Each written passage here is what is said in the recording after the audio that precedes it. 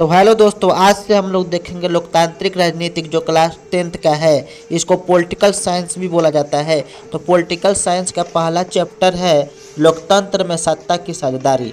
तो चलिए हम लोग जान लेते हैं लोकतंत्र में सत्ता की साझेदारी क्या होता है। उससे पहले हम लोग जानेंगे राजनीतिक शास्त्र होता क्या है। तो चलिए हम लोग जान लेते हैं राजनीतिक शास्त्र यानी पॉलिटिकल साइंस किसे कहते हैं। राजनीतिक शास्त्र सामाजिक विज्ञान की वैसी शाखा है जिसमें हम लोग राज्य और सरकार का अध्ययन करते हैं। राजनीतिक शास्त्र कहलाता है।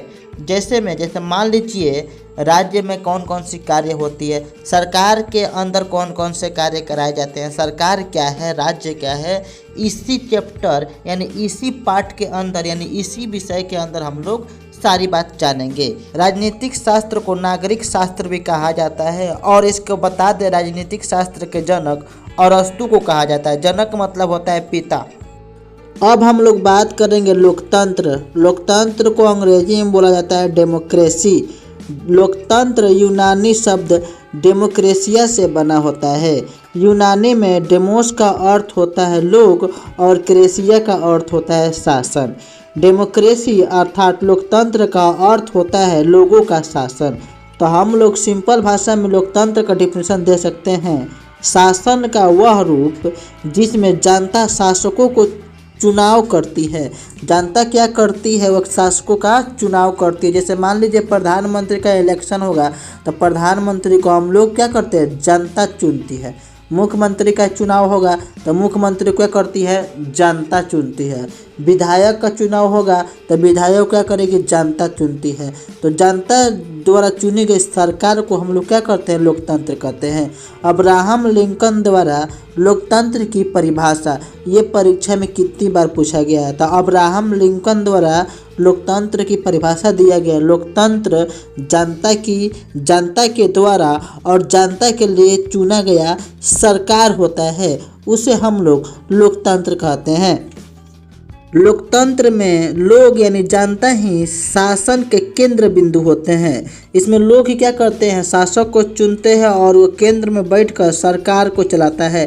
तो इसलिए हम कह सकते हैं लोकतंत्र में लोग जनता ही शासन के केंद्र बिंदु होते हैं। लोकतंत्र को सर्वोत्तम शासन माना गया है। जो लोकतंत्र है वो पूरे देश में फेमस है, मतलब सबसे अच्छा शासन व्यवस्था लोकतंत्र को माना गया है। भारत में लोकतांत्रिक शासन व्यवस्था है।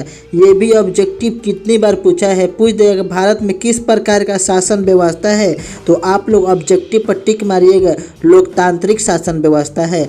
अब हम लोग बात करेंगे लोकतंत्र कितने प्रकार के होते हैं। तो बता दें लोकतंत्र मुख्यतः दो प्रकार के होते हैं। पहला है प्रत्यक्ष लोकतंत्र, दूसरा है अप्रत्यक्ष लोकतंत्र। तो प्रत्यक्ष लोकतंत्र के बारे में हम लोग जानेंगे और अप्रत्यक्ष लोकतंत्र के बारे में हम लोग जानेंगे। प्रत्यक्ष लोकतंत्र डायरेक्ट डेमोक्रेसी, ऐसा लोकतंत्र जिसमें जनता सीधे सरकार को चुनती है उसे प्रत्यक्ष लोकतंत्र कहते हैं। प्रत्यक्ष लोकतंत्र जिसमें जनता होती है सीधे सरकार के चुनती है। जैसे मान लीजिए प्रधानमंत्री का चुनाव होगा तो जनता क्या करेगी, डायरेक्ट सरकार को चुनती है, प्रधानमंत्री को चुनती है। यहाँ पर अगर चुनाव होगा भारत में तो विधायक को चुना जाता है, सांसद को चुना जाता है। लेकिन प्रत्यक्ष लोकतंत्र में जो जनता होती है सीधे सरकार को चुनती है, इसलिए इसे प्रत्यक्ष लोकतंत्र कहते हैं। और प्रत्यक्ष लोकतंत्र का एग्जाम्पल है स्विट्जरलैंड। अब हम लोग बात करेंगे अप्रत्यक्ष लोकतंत्र। इसको बोलते हैं इनडायरेक्ट डेमोक्रेसी, वैसा लोकतंत्र जिसमें जनता अपने प्रतिनिधि के द्वारा सरकार को चुनती है उसे अप्रत्यक्ष लोकतंत्र कहते हैं। और यह इसका उदाहरण है भारत। भारत में अप्रत्यक्ष लोकतंत्र है। इसमें जनता क्या करती है, प्रतिनिधि को चुनती है। जैसे मान लीजिए भारत का अगर प्रधानमंत्री का चुनाव कर सांसद को चुनाव करते हैं और सांसद क्या करती है, प्रधानमंत्री को चुनती है।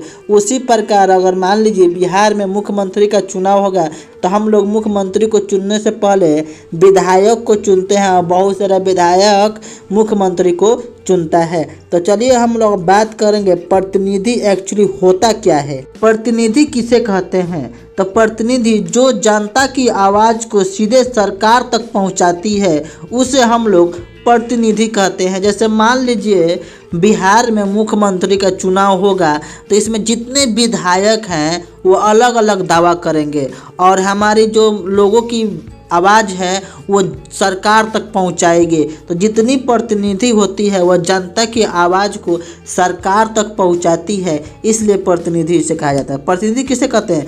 जो जनता की आवाज़ को सरकार तक पहुंचाता है उसे हम लोग क्या करते हैं? प्रतिनिधि कहते हैं। भारत में 543 सांसदों की संख्या है। पूछ देगा भारत में कुल सांसदों की संख्या कितनी है? तो 543। और बिहार में विधायकों की कुल संख्या 243 है और बिहार में लोकसभा की सीटों की संख्या 40 है। ये ऑब्जेक्टिव कितनी बार पूछा गया है? भारत में 543 सांसदों की संख्या है, बिहार में विधायकों की संख्या 243 है और बिहार में लोकसभा की सीटों की संख्या 40 है। आई होप आपको समझ में सारी बात आ गया होगा। अब हम लोग बात करेंगे जनता प्रतिनिधि को चुनती है और प्रतिनिधि सरकार को चुनती है। अब हम लोग प्रतिनिधि के बारे में बात किए। प्रतिनिधि क्या करती है? सरकार को चुनती है। नेक्स्ट पॉइंट है जनता सांसद को चुनती है और सांसद क्या करती है? प्रधानमंत्री को चुनती है। सांसद क्या करती है? प्रधानमंत्री को चुनती है। जनता विधायक को चुनती है और विधायक क्या करता है? मुख्यमंत्री का चुनाव करता है। आज इतना ही रहने देते हैं, मिलते हैं नेक्स्ट वीडियो में। आप लोग पार्ट 2 का इंतज़ार करें और उससे पहले वीडियो को लाइक शेयर सब्सक्राइब करना ना भूलें।